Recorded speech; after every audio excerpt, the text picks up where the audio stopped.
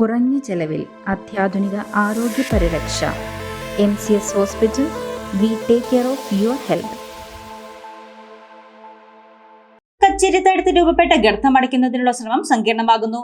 Kerala highway research ഇൻസ്റ്റിറ്റ്യൂട്ടിൽ നിന്നുള്ള 2 അംഗ സംഘം സ്ഥലം സന്ദർശിച്ച് അവലോകനം നടത്തി. കച്ചേരിത്താഴത്ത് രൂപപ്പെട്ട ഗർത്തം അടയ്ക്കുന്നതിനുള്ള ശ്രമം കൂടുതൽ സങ്കീർണമാകുന്നു. നഗരത്തെ സ്തംഭിപ്പിച്ച MC റോഡിലെ ഗർത്തമാണ് ആശങ്കയ്ക്കിടയാക്കുന്നത്.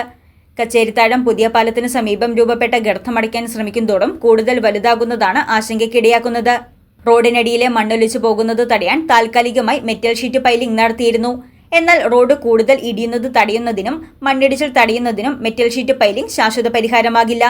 ഗർത്തം രൂപപ്പെട്ടത് MC റോഡിന് ഭീഷണിയായതോടെ കേരള ഹൈവേ റിസർച്ച് ഇൻസ്റ്റിറ്റ്യൂട്ടിൽ നിന്നുള്ള 2 അംഗ സംഘം സ്ഥലം സന്ദർശിച്ച് അവലോകനം നടത്തി.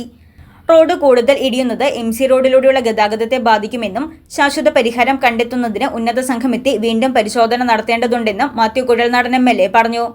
കേരള ഹൈവേ റിസർച്ച് ഇൻസ്റ്റിറ്റ്യൂട്ടിൽ നിന്നും 2 ഉദ്യോഗസ്ഥരല്ലേ 2 പേരാണ് ഇന്നിവിടെ എത്തി പ്രാഥമിക പരിശോധന നടത്തിയിട്ടുള്ളത്.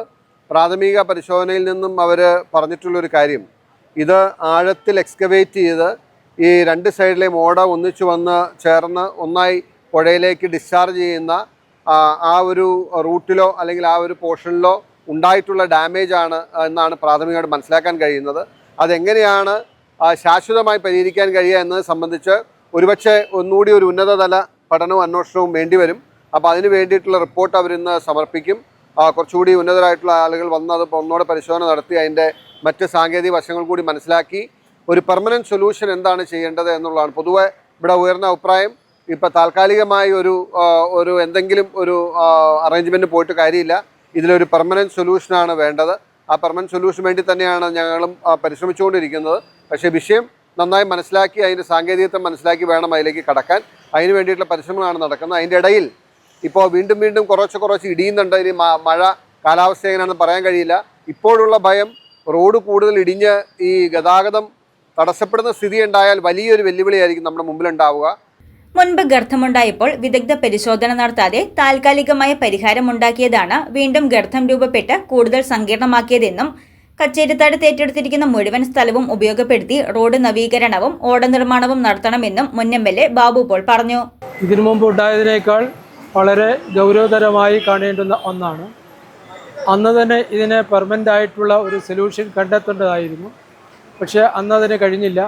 അതുകൊണ്ടാണ് വീണ്ടും അതേ ഭാഗത്ത് തന്നെ തൊട്ടടുത്ത് വീണ്ടും വലിയ ഗർത്തം ഉണ്ടാവുകയും റോഡാകെ തകരുകയും ചെയ്യുന്ന സാഹചര്യം ഉണ്ടായിട്ടുള്ളത്. ഇവിടെ ഏതെങ്കിലും തരത്തിലുള്ള ഒരു ടെമ്പററി റെസൊല്യൂഷനല്ല നമുക്ക് ആവശ്യമായ, ടെമ്പററി ആയിട്ടുള്ള ഒരു പരിഹാരമല്ല നമുക്ക് ആവശ്യമായിട്ടുള്ളത്.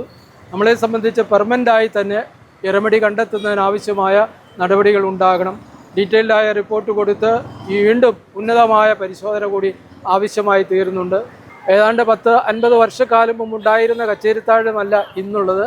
അന്ന് നിർമ്മിച്ച ഓടകളെല്ലാം ഇപ്പോൾ ഏകദേശം പ്രവർത്തനക്ഷമമല്ലാതായി തീർന്നിട്ടുണ്ട്.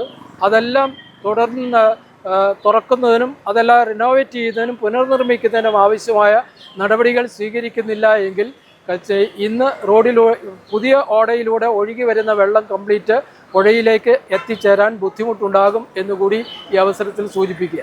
കേരള ഹൈവേ റിസർച്ച് ഇൻസ്റ്റിറ്റ്യൂട്ടിൽ നിന്നെത്തിയ deputy director Sheeja Rani, assistant director Aravind എന്നിവർക്കൊപ്പം മുൻ MLA എൽദോ എബ്രഹാം, നഗരസഭാ ചെയർമാൻ PP എൽദോസ്, മുൻ മുനിസിപ്പൽ ചെയർമാൻമാരായ PM ഇസ്മയിൽ, UR ബാബു എന്നിവരുമുണ്ടായിരുന്നു. News desk Muvattupuzha news. എന്റെ കാഴ്ചയ്ക്ക് ചില ബുദ്ധിമുട്ടുകൾ അനുഭവപ്പെടാൻ തുടങ്ങിയത് ഈയിടെയാ. ആദ്യം ടെൻഷനായി. മകളാ പറഞ്ഞത് അഹല്യയിൽ പോകാൻ. അഹല്യയ്ക്ക് 30 വർഷത്തെ പാരമ്പര്യവും വിശ്വസ്തതയുമുണ്ട്. അഹല്യയിലെ വിദഗ്ധരായ ഡോക്ടർമാരുടെ ചികിത്സ കൊണ്ട് എനിക്ക് എന്റെ കാഴ്ചശക്തി പൂർണ്ണമായും തിരിച്ചു കിട്ടി. ഇപ്പൊ എനിക്ക് ഈസിയായി വായിക്കാം. നേത്ര സംരക്ഷണത്തിന് നമ്മുടെ Ahalya. Ahalya foundation eye hospital, കേരളത്തിൽ എല്ലായിടത്തും.